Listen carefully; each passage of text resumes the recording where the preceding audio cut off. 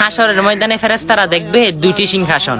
তখন আল্লাহকে বলবে, আল্লাহ এই সিংহাসনেতে একটাতে আপনি বসবেন আর একটাতে কে বসবে? তখন আমার আল্লাহ জবাব দেয়, আমি আদম সফিউল্লাহকে দেখেছি ইয়ানফসি ইয়ানফসি করতে, আমি ইব্রাহিম নবীকে হাসরের ময়দানে দেখেছি ইয়ানফসি ইয়ানফসি করতে, ঈসা রুহুল্লাহকে দেখেছি ইয়ানফসি ইয়ানফসি করতে, মূসা নবীকেও দেখেছি ইয়ানফসি ইয়ানফসি করতে, কিন্তু একজন নবীকে দেখেছি তিনি খালি বলে ইয়া হাবলি উম্মতি ইয়া হাবলি উম্মতি।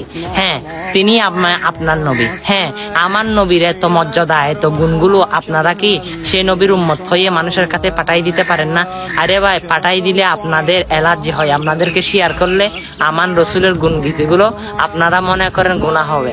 আরে ভাই, আমার নবী আপনাকে সাফায়াত করে জান্নাতের মধ্যে ঢুকিয়ে দিবে।